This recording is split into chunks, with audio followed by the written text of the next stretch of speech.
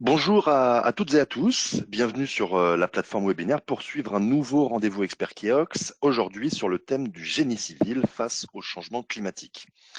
Nous accueillons aujourd'hui Jean-Almand Calgaro, diplômé de l'École Polytechnique et de l'École nationale des ponts et chaussées. Jean-Almand Calgaro travaille au service d'études techniques des routes et autoroutes de 72 à 2003. Appelé à participer au développement du programme des Eurocodes en 87, il préside le groupe horizontal Ponts du comité technique 250 du comité européen de normalisation ainsi que la commission miroir des Eurocodes de l'AFNOR. Il fut président du CEN TC 250 Eurocodes structuraux pendant les 6 dernières années de sa carrière professionnelle.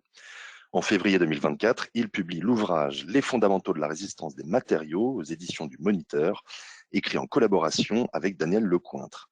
Juste avant de laisser la parole à Jean-Armand Calgaro, je tiens à rappeler que vous avez la possibilité de poser vos questions sur la plateforme webinaire tout au long de la présentation.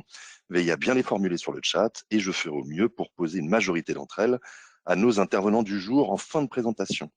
Voilà, je vous laisse la parole, Jean-Armand Calgaro. Bonne présentation à vous.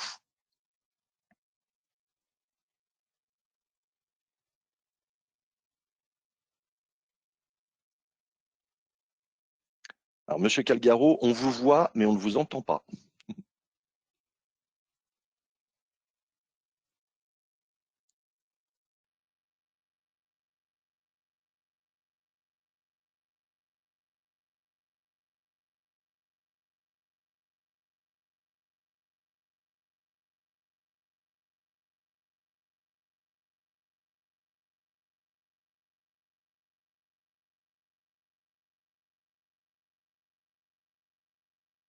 Oh, Ah, on vous entend.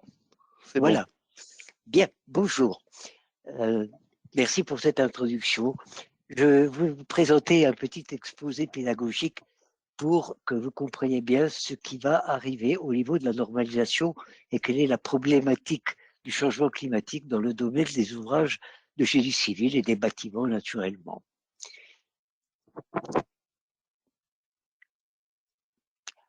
Je commence par une histoire de l'univers, vous allez voir pourquoi. Alors, selon les théories les plus admises, le Big Bang a commencé il y a 13,8 milliards d'années. Immédiatement après, enfin quelques secondes après, les atomes se sont formés. La Terre, le Soleil, il s'est formé à 5 milliards d'années, la Terre à 4 milliards d'années. L'Homo habilis est arrivé à 2,8 millions d'années. L'Homo sapiens à 300 000 millions d'années. La dernière glaciation date de 10 000 ans. Et la création de l'univers, selon saint Augustin, était de 5000 ans. Il s'était un petit peu trompé sur les chiffres. Le premier code concernant la construction date de 1775 avant Jésus-Christ. C'était le code Hammurabi. Et en 2012, les eurocodes ont été mis en service, la première génération d'eurocodes, sur laquelle on va revenir à la fin de l'exposé. Alors, il y a une période intéressante pour le climat, c'est le Phanérozoïque, qui va de 541 millions d'années à nos jours. Alors, les températures de l'ère phanérozoïque. Tout d'abord, donc précisons bien que le phanérozoïque est un néon, c'est-à-dire une division la plus grande des temps regroupant plusieurs ères, qui couvre les 541 derniers millions d'années. Il commence par la période géologique du Cambrien, avec l'apparition des petits animaux à coquilles, puis a vu le développement d'une vie animale abondante jusqu'à nos jours. Alors voilà les températures globales moyennes au cours du Pharénozoïque, donc les 540 derniers millions d'années. On se pose toujours la question, mais comment a-t-on pu remonter jusqu'à cette époque-là pour savoir quel était le climat? Alors il y a beaucoup de techniques. Ce sont les techniques de la paléoclimatologie, le paléomagnétisme qui permet de remonter jusqu'à 1,5 milliard d'années, le fractionnement isotopique de l'oxygène piégé dans les glaces jusqu'à 1 million d'années, les indices sédimentologiques et l'étude isotopique des fossiles biominéralisés. Tout ça permet de remonter jusqu'à 540 millions d'années. Et vous voyez ici la fin de l'ère glaciaire. Finalement, Saint-Augustin, son ordre de grandeur n'était pas idiot parce que moins 5000 ans, ou moins de 10 000 ans, on n'est pas à un epsilon près, c'était la fin de la glaciation. Alors, restons un peu plus près de nous maintenant. Il y a eu des périodes très très froides, des périodes très chaudes. Il y a eu ce qu'on a appelé la petite glaciation avec du gel un peu partout. La Tamise a été gelée. Voilà une peinture anonyme qui a été faite en 1683 où il y avait des foires qui étaient installées sur la Tamise. Par contre, il y a eu de la chaleur.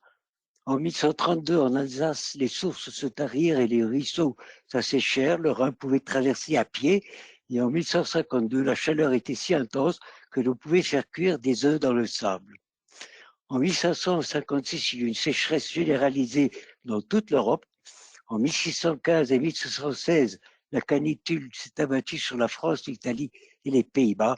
En 1646, il y eut en Europe 56 jours consécutifs de grande chaleur. Les mêmes événements se reproduisirent au XVIIIe siècle. En 1811, l'année de la comète, l'été fut très chaud et le vin très bon, y compris à Suresnes. Suresnes, c'est quand même pas un grand cru d'habitude, on parle de Bordeaux, mais pas de Suresnes. Eh bien, il était bon quand même, le vin.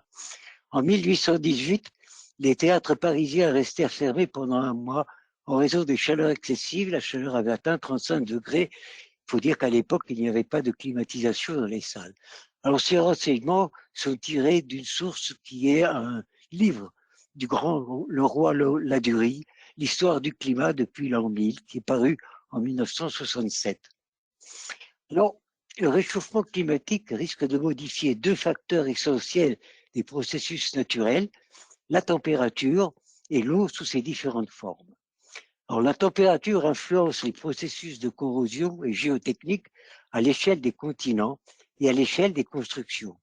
Elle modifie les processus naturels de dégradation des roches et des pentes. Elle change aussi les règles de construction et d'entretien des ouvrages. L'eau est omniprésente dans la géotechnique. Elle contrôle directement par le niveau moyen des mers et par les tempêtes les actions de la mer ou des rivières sur les ouvrages côtiers ou fluviaux. Les cycles de gel-dégel et les cycles de sécheresse et de réhumidification des sols ont une grande importance pour les sols fins, notamment argileux. L'eau a une influence décisive sur les mouvements de terrain et l'érosion des pentes naturelles et des talus artificiels. Alors, le facteur déclenchant les malheurs qu'on nous prédit pour l'avenir, c'est l'augmentation de la température. L'étude des températures et du fonctionnement de l'atmosphère est l'objet de la climatologie.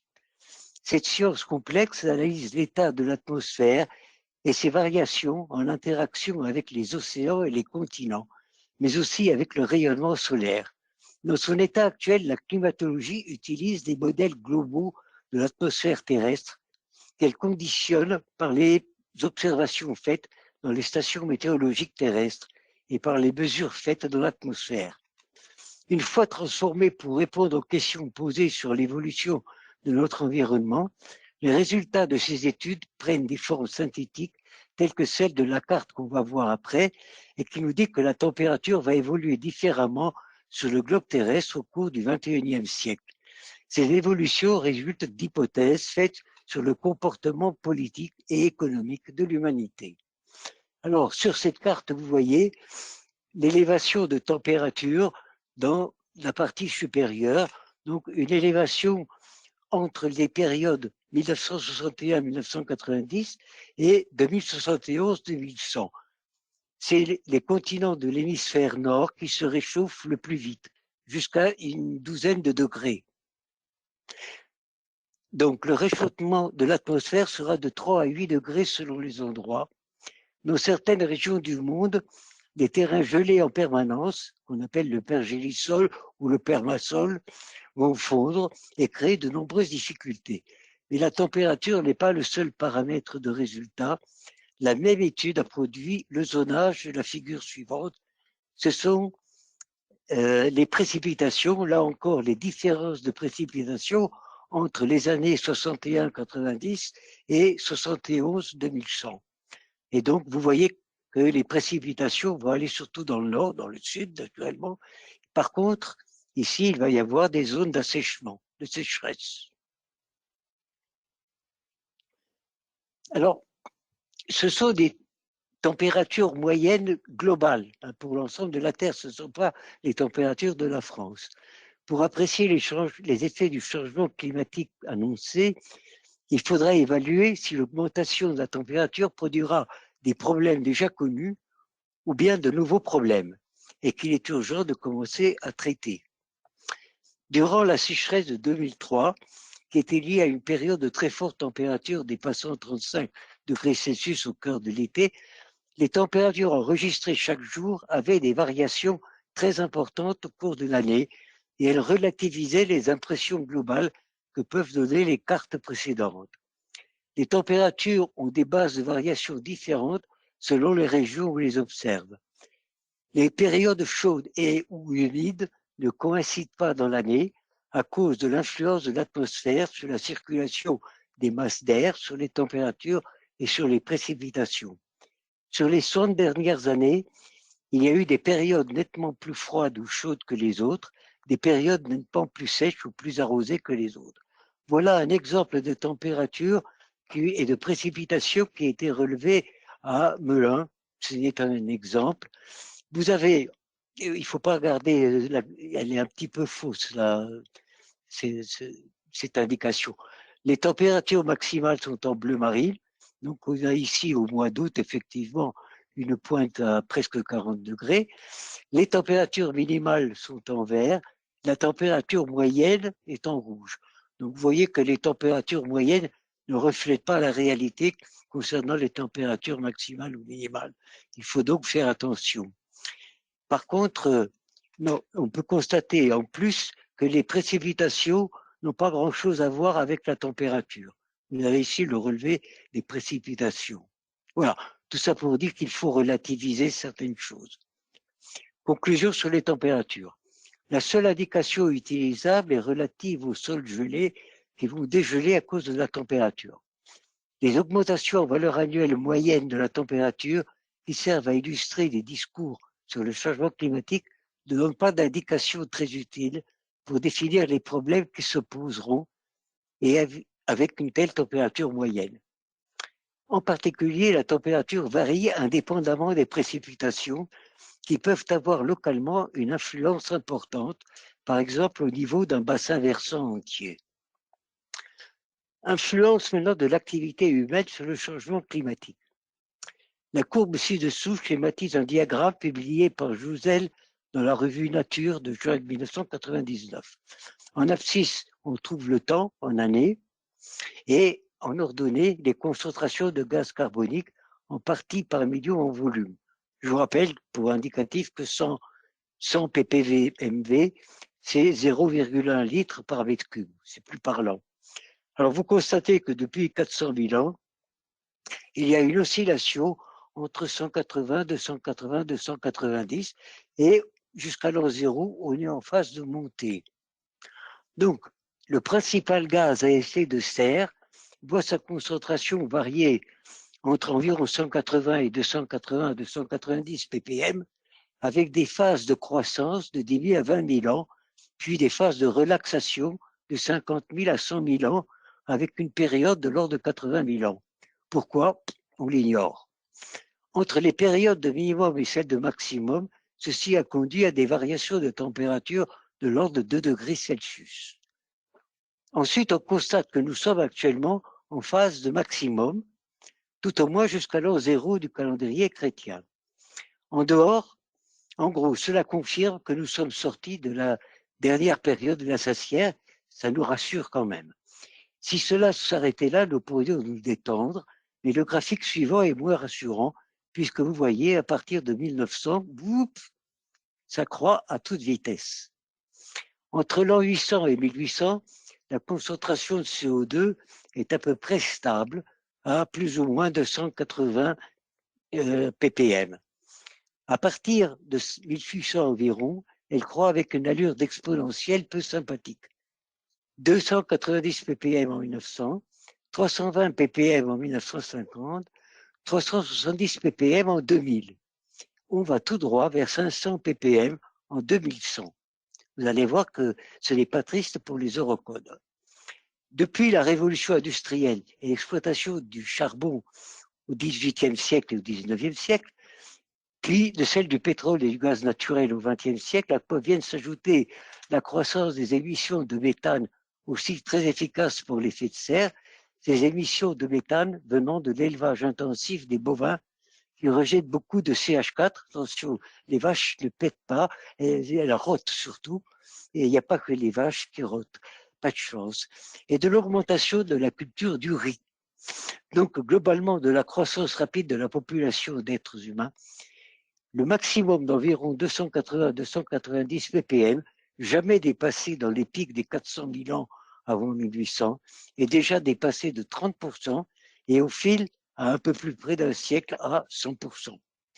Voilà pourquoi les spécialistes du climat nous annoncent des augmentations de la température moyenne sur l'ensemble de la planète de plus 1 degré Celsius, seulement si la pollution industrielle d'oxyde sulfureux en particulier est forte, puisque l'oxyde sulfureux sert à faire des réfrigérateurs, jusqu'à peut-être 6 degrés Celsius, comparé aux 2 degrés Celsius en 10 000 ou 20 000 ans des pics précédents, il y a de quoi s'alarmer. Regardez cette courbe qui montre la population mondiale qui a évolué en 1960 de 3 milliards d'êtres humains. Aujourd'hui, on en est à 8 milliards. Et on va tout droit vers les 10 milliards en 2100. En 1960, j'étais encore un jeune adolescent. Ce n'est pas si loin que ça. En quelques années, finalement, on a augmenté de 5 milliards la population mondiale.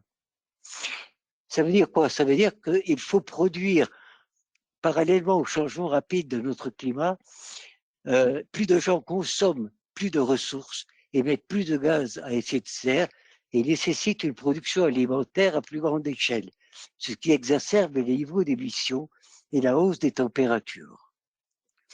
Alors, il existe un décalage entre les taux de croissance démographique et les taux d'émissions entre les pays. Les principaux émetteurs historiques et actuels, qui sont les États-Unis, la Chine et l'Union européenne, sont des régions où la population a déjà cessé de croître ou augmente à un rythme très faible. Par conséquent, les solutions immédiates qui réduiront les émissions d'ici 2050 doivent venir d'une écologisation de l'économie mondiale et d'un changement de consommation. La majeure partie de la croissance démographique mondiale se produit dans les régions du monde qui ont actuellement les émissions les plus faibles et qui sont les moins responsables des émissions passées. Cependant, ces régions devraient connaître les progrès les plus lents en termes de décarbonisation, d'amélioration de l'efficacité énergétique et de découplage de la croissance économique et des émissions. Il est essentiel de trouver une voie durable pour leur développement économique qui ne dépend pas des modèles de consommation et de production à forte intensité de ressources. Les vieux. Les personnes âgées ont tendance à émettre davantage car elles vivent souvent dans de petits ménages et leur consommation est concentrée sur les besoins à forte intensité de carbone, comme le chauffage ou l'électricité des maisons.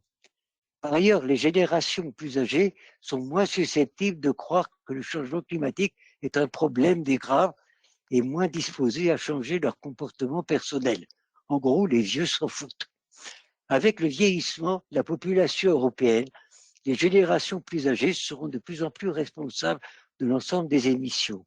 Alors écoutez bien, les scientifiques estiment que d'ici 2060, 39% des émissions totales seront produites par les personnes de plus de 65 ans. Ce n'est pas une raison pour les euthanasier les retraités, j'en sais quelque chose. Par conséquent, il sera de plus en plus important de s'attaquer à ces différences et de cibler des mesures politiques pour l'efficacité énergétique et les transitions écologiques pour les générations plus âgées. Alors, regardez ce petit schéma que j'ai fait d'après Jean Viard, sociologue. Vous avez ici l'abscisse du temps. Les espérances de vie en heure. Du temps de Jésus, c'était 300 000 ans à peu près. En 1800, 400 000 ans. En 1900, nos arrière-grands-parents, 500 000 ans. En 2020, l'espérance de vie moyenne est de 700 000 heures. En 2100, elle sera probablement de 800 000 heures avec l'allongement de la durée de vie. Que fait-on de tout ce temps? En 1800, on faisait 200 000 heures d'heures de sommeil. 200 000 heures d'heures de travail, il restait 100 000 heures de temps libre pour apprendre, se distraire, aimer, méditer, mourir, faire autre chose. En 2020, on ne dort encore que 200 000 heures parce qu'on dort moins que nos grands-parents. La durée de travail est descendue à 100 000 heures parce qu'il y a les congés payés, les RTT, les ponts, et toutes ces festivités. Il reste donc 400 000 heures de temps libre à comparer aux 100 000 heures de nos grands-parents. Que fait-on de ces 400 000 heures alors que chaque jour, chacun de nous dit « je n'ai pas le temps » ou « passe le temps ». Que sera-ce en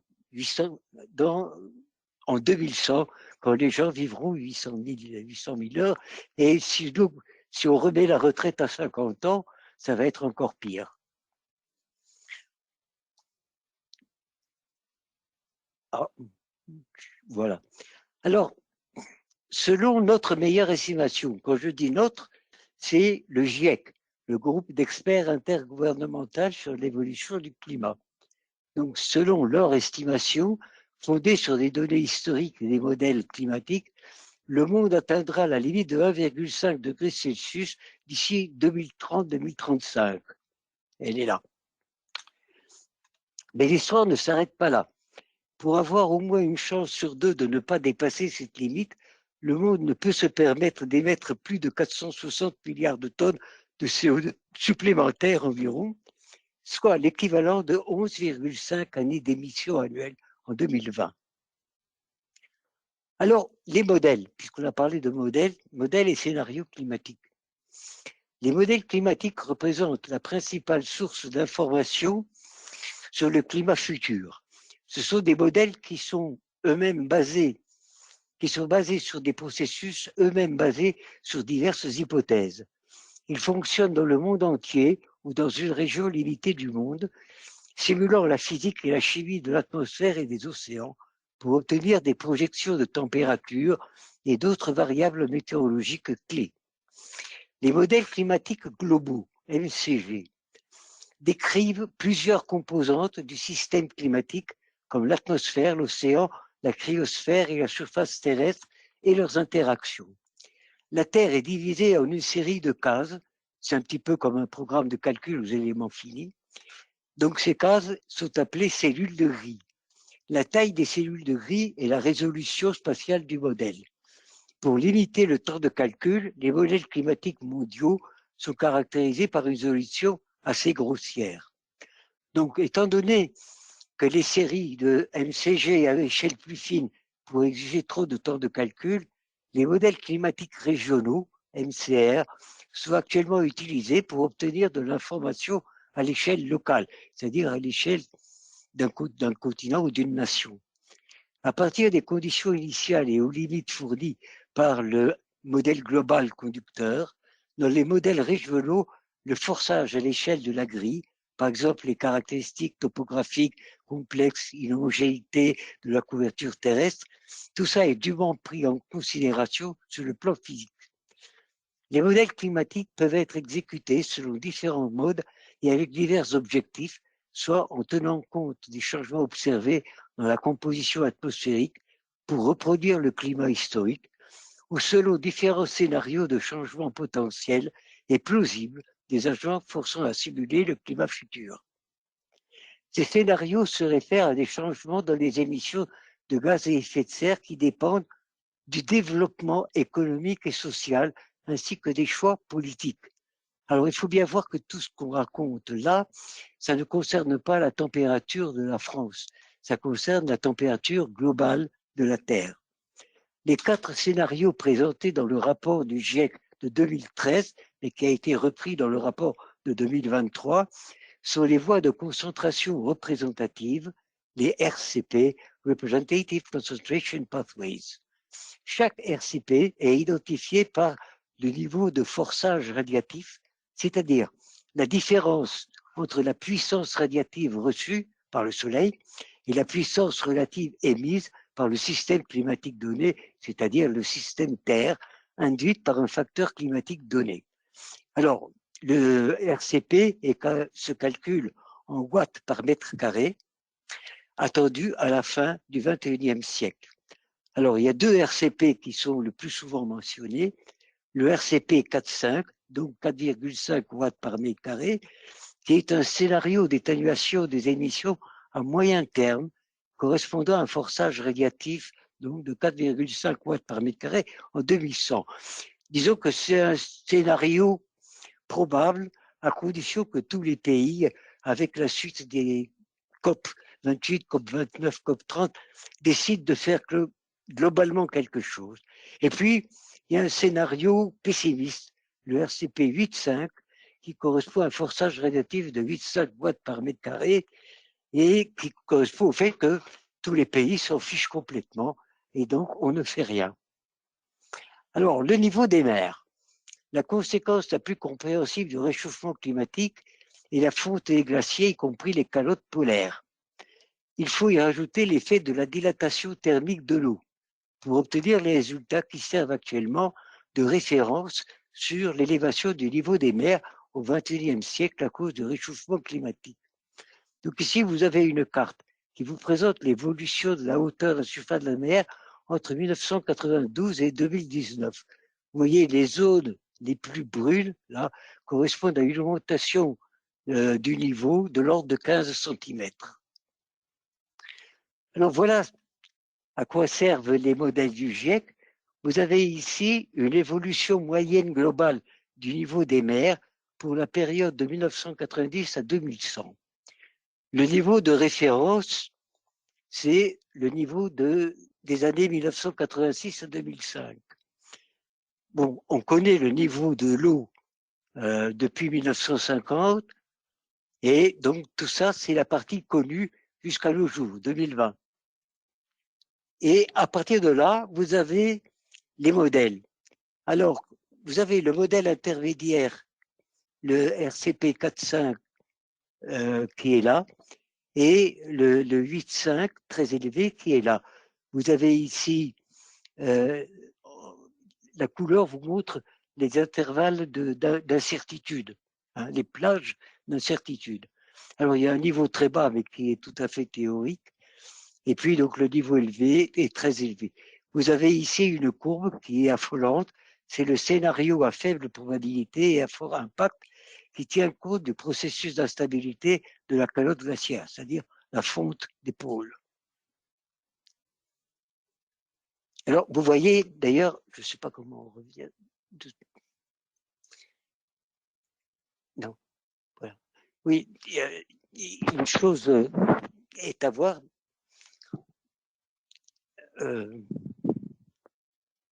Non, je passe. La mer va voir son niveau s'élever tout doucement pour qu'on n'y accorde pas une grande importance, mais il y mettra peut-être 1000 ans, mais elle montera. Les optimistes disent c'est à 10 mètres, d'autres disent 15 mètres. Le maximum, si toutes les glaces polaires fondaient, pourrait être de 60 à 70 mètres. C'est la courbe de tout à l'heure qui monte à toute vitesse. Si on dit 15 mètres, Paris est sauvé. Mais Le Havre noyé, le Rouen noyé, Nantes, Bordeaux, La Rochelle, ne soyons pas égoïstes. Venise, Amsterdam, Calcutta, Manhattan, une partie de Tokyo, une grosse part du Bangladesh, bien d'autres encore, tout ça noyé. Alors que faire? Difficile à dire car on ne sait pas ce qui arrivera, où et quand. Il y a une chose qui est certaine, c'est que les petits États insulaires en développement sont vulnérables en raison de leur éloignement et de leurs ressources limitées et de la fragilité de leur écosystème terrestre et marin. Ces petits États insulaires vont disparaître, c'est clair. Conséquences géotechniques du changement climatique. Dans le domaine géotechnique, les phénomènes susceptibles d'empirer à cause de l'augmentation de la température moyenne du globe terrestre sont principalement liés au dégel du pergélisol du sol, qui modifie les conditions de construction dans les régions froides, mais risque aussi de fragiliser les pentes des hautes montagnes en provoquant de nombreuses coulées de boue ou de lave torrentielle. L'élévation du niveau des mers fragilisera les défenses des côtes basses en cas de tempête et rendra inhabituelles de vastes régions parmi les plus peuplées du monde, Bangladesh, Indonésie. Si le changement climatique s'accompagne d'une aggravation des cyclones et de leur déplacement vers les régions encore non touchées, si les continents deviennent plus humides qu'ils ne le sont actuellement, ou bien si certains d'entre eux le deviennent plus humides, tandis que les autres deviennent plus secs, d'autres conséquences peuvent être attendues, telles qu'une augmentation des glissements de terrain, une aggravation de l'érosion. En voilà quelques exemples. Un glissement de terrain près de Brive. Enfin, actuellement, à la télévision, dans les journaux télévisés, on voit plein de glissements un peu partout. Un éboulement dans les gorges de l'Arly, il y a quelques années. Un bloc rocheux qui est tombé sur un pont. Le pont n'a pas été calculé pour ça, mais enfin bon, il a à peu près résisté, sauf que le ourdi, il a fallu quand même le refaire. Vous avez un exemple de lave torrentielle qui peut affecter les fondations de ce brave ouvrage d'art. Pour le moment, il n'est pas encore tombé. Un glissement rocheux plan immense qui date du XVe siècle. Enfin, l'an dernier, le 29 août 2023, on a eu la vallée de la Maurienne qui a subi quelque chose de comparable. Effet de la température sur les glaciers et le pergélisol. Il semble qu'il suffise d'une faible augmentation de la température pour provoquer le recul des glaciers. Ce recul a commencé depuis de longues années et se poursuit. Le recul des glaciers dégage des terrains qui sont analogues à ceux que l'on retrouve déjà en aval. La fonte des sols gelés dans les montagnes, qui est le phénomène le plus préoccupant dans la perspective du réchauffement climatique, produit des coulées de boue et de débris, qu'on appelle les laves torrentielles. Voilà un glacier en Suisse qui a été photographié en l'an 2000, le glacier de la Tchierva en Engadine. Et voilà le calcul qui est fait pour 2050, il y a une élévation de température de 1,8 degré. Vous voyez que le glacier a disparu. Alors tous les glaciers sont suivis. Ce graphique est un peu ancien puisqu'il s'arrête à 1990, mais on voit bien que tous les glaciers du monde sont en train de fondre. Le vent maintenant, les vents forts. Alors il y a trois sortes de vents forts qui nous concernent. Bon, les tempêtes, les orages, ça concerne les climats tempérés. Les cyclones tropicaux, les mers tropicales chaudes, bon, ça concerne les départements, territoires d'outre-mer. Et les tornades qui concernent tout le monde, y compris la France métropolitaine. Alors les tempêtes, on les connaît. C'est dû à un champ de pression atmosphérique hétérogène avec une dépression et un anticyclone. La vitesse du vent est proportionnelle au gradient de vitesse et au gradient de pression. La direction du vent se fait selon les isobars. C'est à cause de la force de Coriolis. Bon, les tempêtes, on les connaît maintenant. Une tempête aux USA. Nous, on a connu la tempête Charan le 2 novembre 2023. Elle était pas mal. Voilà une éolienne qui n'a pas résisté au vent, c'est quand même assez curieux pour quelque chose qui doit transformer l'énergie éolienne en électricité. Bon. Le cyclone tropical, ça ne concerne pas la France métropolitaine, mais ça concerne les Caraïbes, en particulier la Réunion. Conditions d'existence, il faut que les mers soient chaudes, de température supérieure à 26 degrés dans les régions tropicales. Le diamètre est d'environ plusieurs centaines de kilomètres. Le vent maximum est autour de l'œil.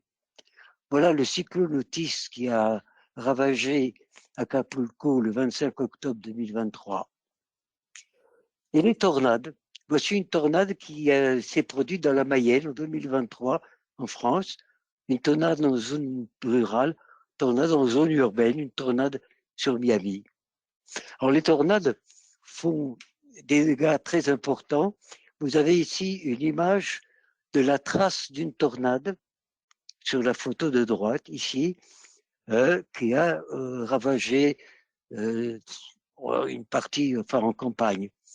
Alors, si on regarde quels sont les pays exposés aux tornades, on voit qu'il y en a pas mal ici dans toute l'Europe. Pardon, oh, je suis mauvais. Aux États-Unis, en Amérique du Sud, en Australie, un peu partout. La France, vous voyez qu'il y a eu des tornades un peu partout. Donc, on peut regarder quelle est la probabilité de survenance d'une tornade en France métropolitaine. La fréquence est d'environ une tornade par an jusqu'en 2010. On a l'impression que ça s'est un petit peu accentué ces dernières années. La surface est limitée. Elle est par exemple de 1 km², Donc, pour un diamètre de 100 mètres, une largeur de 100 mètres, la trajectoire est de 10 km. Le risque, si on l'évalue sommairement dans un lieu donné, on va faire le calcul, 1 km² divisé par la surface de la France métropolitaine, ça donne une probabilité annuelle de l'ordre de 2 pour 1 million. C'est pas grand-chose. Mais, par exemple, dans le cas de la Réunion et le cas de la construction du pont de la rivière de l'Est, c'est un pont en béton précontraint construit en encorbellement successif. Pendant la phase de construction qui était la plus délicate, il a été pris en compte une pression latérale de 6 kN par mètre carré pour simuler les effets d'un cyclone. Actuellement, le risque cyclonique n'est pas dans les normes, mais on peut se poser la question, c'est un problème politique, ne faut-il pas introduire quelque chose dans les normes pour les ouvrages sensibles, et pas seulement les hôpitaux et les gendarmeries, mais également les centrales nucléaires et les usines de type Céveso. Il faudrait en tenir compte, en tout cas au niveau européen. Plusieurs experts ont commencé à y penser pour les introduire dans les Eurocodes. En voilà quelques images de cyclones, on les connaît, à la Gamède à la Réunion encore, un pont qui n'a pas résisté au cyclone de la Gamède. Les affouillements autour des piles de pont. Bon, l'eau arrive avec une vitesse quasi horizontale, et puis quand elle arrive devant une pile de pont, la vitesse de l'eau va vers le bas et déclenche un vortex, un tourbillon qui creuse le sol. Et naturellement, le trou se prolonge vers l'arrière. Alors, avec l'augmentation des hauteurs d'eau et la fréquence des crues, on va assister à des problèmes comme celui-ci, les ponts un peu anciens qui ne sont pas fondés suffisamment correctement et qu'il va falloir réparer. Un petit pont sur la Coule en 1993. Regardez la Vésubie, vers 1950, c'était un jeune torrent impétueux, un adolescent, et il charriait des branchages. Alors, la profondeur d'affouillement étant proportionnelle à la largeur apparente de la pile, ça a créé un affouillement qui a fait chuter de quelques dizaines de centimètres une pile de ce pont. Regardez la Vésubie qui est devenue un adulte fougueux cette année, en 2023. Les dégâts qui ont été faits. Il y a quand même un changement climatique. Alors là, c'est rigolo parce que les Romains n'étaient pas bêtes. Un pont romain qui a subi une crue. La crue a emporté le garde-corps moderne, hein, mais le pont a tenu. C'était pas mal quand même, mais vous voyez jusqu'où l'eau est montée. Alors là, c'est le plus amusant, c'est le pont de Tours. Bon, affouillement, mais un affouillement un peu provoqué par l'homme, hein, c'est pas tout à fait le même problème. Et ce pont a été fermé et un jour la barrière a été ouverte pour laisser passer le camion du laboratoire pour faire les sondages dans les piles. Et un Parisien, un Parigot, il croyait que le pont était déjà réparé 3 jours après l'écroulement et donc il a foncé avec sa voiture et il est tombé. Il ne s'est pas blessé, il était un peu groggy et à l'hôpital il a dit je n'achèterai plus jamais de voiture noire, ça porte malheur, et sa voiture était rouge, donc il était vraiment un peu groggy. Alors dégradation des matériaux, ce sont des choses bien connues. La carbonisation du béton qui fait ressortir toutes les armatures de béton armé, de béton précontraint. Ça, il y a beaucoup de travail pour les géniaux réparateurs de ponts. Alors, je ne vais pas rappeler ce que c'est la carbonatation, vous pourrez la revoir tranquillement. La corrosion de l'acier, voilà un exemple de corrosion dans une semelle additionnelle mal soudée, et puis une corniche métallique en tôle galvanisée. Bon, la galvanisation, visiblement, n'a pas résisté au changement climatique.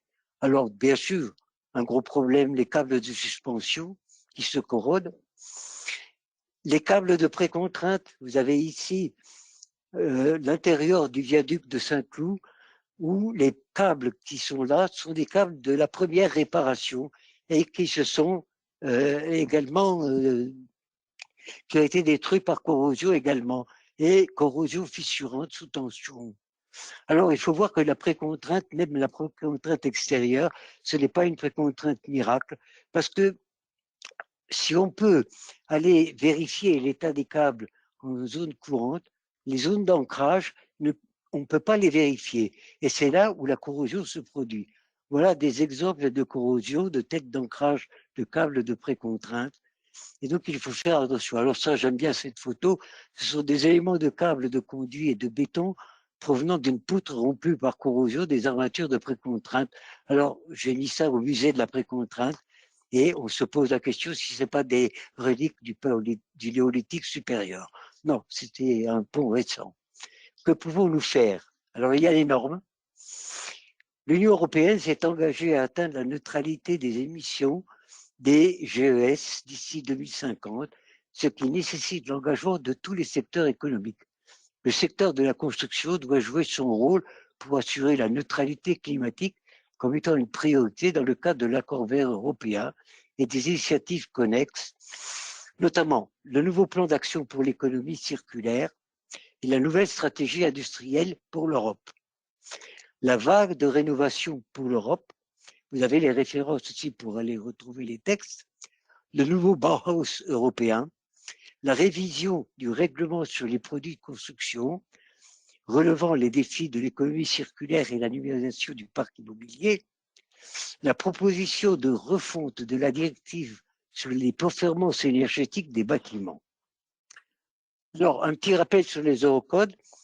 Les eurocodes sont un texte, enfin, en 1976, la Commission de l'Union européenne, enfin de la CCE plutôt à l'époque, a demandé à un groupe d'experts pour voir s'il n'était pas possible d'avoir des règles communes pour faciliter les échanges de produits de construction et en particulier pour les travaux des entreprises au sein de la communauté européenne. Donc ces experts ont rédigé des textes qui ont été appelés Eurocode, qui n'étaient que des textes de référence pour voir si ça pouvait marcher. Comme ça avait l'air de marcher, la Commission européenne a demandé en 1990 de transférer ces documents au CEN, Comité européen de normalisation, pour en faire des normes européennes. Donc, le CEN a commencé par faire des normes provisoires sous le nom ENV, qui se sont achevées en 1998. Alors, ces normes provisoires, tout le monde les a regardées avec intérêt, mais personne ne les a jamais appliquées. Mais la Commission européenne a fait une enquête auprès de tous les États en disant est-ce que vous voulez qu'on les passe en normes européennes? Et tout le monde a dit oh oui, oui, bien sûr, il n'y a aucun problème. Et donc, elles ont été transformées en normes européennes. La dernière a été publiée en 2007. Et donc, nous avons vécu jusqu'à maintenant avec ce qu'on appelle la première génération d'Eurocode. Naturellement, un code de construction est obsolète en moyenne au bout de 15 ans. Donc, il a fallu remettre en chantier ces Eurocodes pour les mettre à jour, tenir compte des derniers progrès faits par la recherche. Et donc, il y a une nouvelle génération d'Eurocodes qui sera globalement mise en service en septembre ou octobre 2027, selon la FNOR. Alors, les Eurocodes, c'est quand même quelque chose de très important. Vous avez cette carte qui vous montre ici en noir tous les pays de l'Union européenne et de l'AELE qui ont déjà adopté les Eurocodes et qui les appliquent. C'est un langage commun pour toute l'Union européenne. En bleu marine, vous avez les pays hors Union européenne qui les ont également adoptés. L'Angleterre, la Suisse, la Turquie. En bleu un peu plus clair, vous avez tous les pays qui sont en train d'implémenter les Eurocodes, donc y compris la Russie, le Groenland, quatre pays d'Afrique. Et en bleu ciel, vous avez les pays qui ont commencé à montrer de l'intérêt pour les Eurocodes, y compris la Chine, mais ça c'est pour des raisons commerciales, parce qu'ils sont en train d'envahir l'Afrique. Et l'Inde, plus les pays qui avaient l'habitude de travailler avec les British Standards, comme les British Standards ne sont plus maintenus, eh bien, ils sont en train de passer aux Eurocodes. Alors, la deuxième génération, c'est la même que la première, plus un Eurocode, qui est l'Eurocode 10, calcul des structures en vert. Naturellement, tous ces Eurocodes ont été remaniés sur le plan de la structure, ce qui fait qu'ils seront tous mis globalement en service, même si certains Eurocodes seront disponibles avant la date de 2027. Alors, les eurocodes les plus importants sont l'Eurocode 1 avec la charge sur la neige, les charges de neige, les actions dues au vent, les actions thermiques, et puis de nouvelles parties, les actions des vagues et des courants sur les structures côtières et les actions du givre atmosphérique.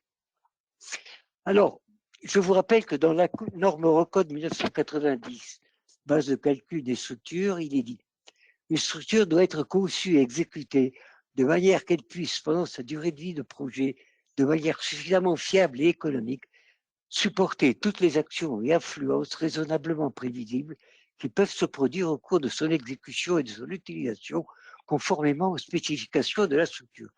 Satisfaire aux exigences d'entretien spécifiées, satisfaire aux exigences de durabilité. Alors, un pont construit en 2028 devra offrir un service satisfaisant en 2128 en n'ayant été l'objet que de l'entretien normal. Voilà une pensée à méditer. Qu'est-ce que sera le climat en 2128? Alors, les eurocodes prévoient maintenant quelque chose de très souple. Ils disent simplement, en règle, les effets du changement climatique sont pris en compte. Et on ne dit pas comment on donne une note. Note 1. C'est un exemple. Les effets du changement climatique sont pris en compte en multipliant la valeur caractéristique de la charge de neige au sol, SK, par un facteur d'échelle supérieur ou égal à 1, sauf si l'annexe nationale donne une approche différente. Donc en principe, on prend les valeurs caractéristiques de la norme et on les multiplie par un coefficient majorateur. Mais ce coefficient majorateur est choisi par chaque État. Lorsque l'approche du facteur d'échelle est utilisée, les valeurs minimales du facteur d'échelle peuvent être définies dans l'annexe nationale. Donc on rejette tout sur l'annexe nationale. Mais des exigences supplémentaires spécifiques au projet pour tenir compte des effets du changement climatique peuvent être spécifiées par l'autorité compétente ou, si elles ne sont pas spécifiées, convenues pour un projet particulier par les parties concernées. C'est-à-dire qu'au niveau d'un projet particulier, le maître d'œuvre peut imposer une majoration de la charge, par exemple, due à la neige ou au vent ou à la température. Il est bien évident que ce ne sont pas les organismes de normalisation qui vont faire la règle, parce que c'est un problème politique. C'est un problème de savoir qu'est-ce qu'on fait au niveau politique et qu'est-ce qu'on va admettre. Alors, il n'y a pas que l'Eurocode 1 qui est pris en compte, dans l'Eurocode 2, il y a par exemple ce tableau qui donne l'enrobage minimal pour l'acier d'armature au carbone, pour la carbonatation. Alors, peu importe les valeurs, ce qui est important, c'est la note qui est les classes XRC pour la résistance à la corrosion induite par la carbonatation sont dérivées de leur profondeur de carbonatation, valeur caractéristique 90% des fragiles, supposée être obtenue après 50 ans dans des conditions de référence 400 ppm de CO2 dans un environnement constant à 65% d'humidité relative et à 20 degrés. Donc vous voyez que pour comprendre ce qu'il y a dans les eurocodes, il faut quand même avoir une bonne culture maintenant sur les problèmes de la climatologie. Alors je passe un petit peu sur la définition exacte des facteurs de changement climatique parce que vous les verrez dans les eurocodes. Et regardons les études engagées par la Commission européenne. La Commission européenne se base sur les deux modèles du GIEC, le modèle, disons, moyen, le RCP 4.5 et le modèle pessimiste, 8.5. Donc, vous avez ici la concentration en CO2, en ppmv, donc prévue dans les deux cas. Alors, l'Union européenne a fait une étude sur l'impact du changement climatique dans les dommages causés par la carbonisation. Vous avez ici le RCP 4,5, donc le modèle plutôt moyen, et ici le RCP 8,5, modèle très pessimiste. Vous voyez qu'entre 2050 et 2100, on va passer d'une augmentation de carbonatation de, disons, 15% à 25 à 30% dans les pays européens. Et avec le modèle très pessimiste, vous voyez qu'en 2080, alors il va y avoir un taux d'augmentation de presque 100% dans les pays nordiques et 80% dans les pays comme la France, des dommages causés par la carbonisation. Et alors ici, une carte encore plus parlante, c'est l'augmentation du coût global des réparations du changement climatique. Vous avez ici le modèle très pessimiste, mais quand même, c'est révélateur. Vous avez ici une augmentation du coût global des réparations pour les pays comme la France, qui va atteindre les 100 à 200 milliards d'euros. Alors, il y a des travaux qui seront nécessaires pour contrer la montée de la mer, pour contrer les tempêtes et les inondations. Il faudra augmenter les diamètres et changer les réseaux d'assainissement, l'aménagement urbain, végétaliser les toitures. Les ouvrages d'art, il va falloir faire attention aux câbles de haut banc, à la corrosion. Et puis, il y a la révolution énergétique qui est en cours. Alors, la bibliographie, je vous conseille d'aller sur le site Eurocode JRC EC Europa EU pour avoir la documentation sur toutes les études qui ont été menées concernant le changement climatique. Et je vous signale que le plus gros rapport va être publié sur ce site de la Commission, qui est de réduire les risques de dépassement climatique. Et la synthèse, le résumé est déjà disponible sur ce site. Il fait 120 pages à lui tout seul. Voilà. Alors, il ne faut pas se voiler la face sur les conséquences du changement climatique. Ça, c'est ma petite chatte qui s'était endormie sur l'Eurocode 2. Il ne faut pas s'endormir sur les normes. Merci pour votre attention. Merci beaucoup, Monsieur Calgaro, pour cette présentation très complète. N'hésitez pas à poser vos questions sur le chat, hein, sur la plateforme GoToWebinar. Comme ça, je pourrai les poser à Monsieur Calgaro. Moi, je vais simplement commencer par poser une question assez générale. Si on considère qu'un pont construit en 2028 doit offrir un service satisfaisant en 2128, comme vous l'avez écrit sur votre présentation, Monsieur Calgaro, est-ce que les eurocodes et même les normes classiques peuvent évoluer aussi rapidement que le climat, sachant qu'on voit que ça s'emballe de plus en plus? Est-ce qu'on pourra s'adapter avec la réglementation?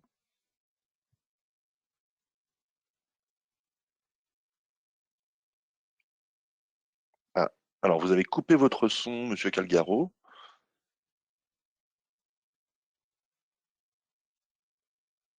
Voilà. Si vous voulez, il est bien évident qu'on a besoin d'un national parce que la neige en Finlande n'est pas la même que la neige au Portugal.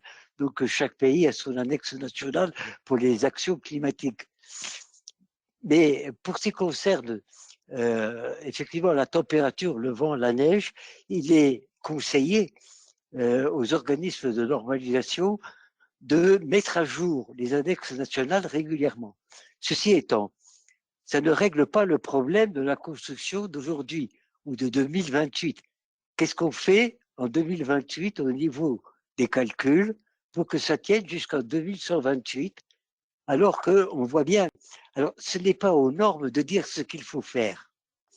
Je dirais c'est au pouvoir politique de nous dire ce qu'il faut faire. Bien sûr, sur les conseils des experts. Les experts ont un rôle. Les organismes de normalisation ne sont là que pour codifier ce que les experts disent. Et les experts doivent connaître quelles sont les intentions au niveau politique. Donc, c'est la raison pour laquelle ce problème de changement climatique n'est pas un problème banal, c'est pas seulement un problème de l'agriculture.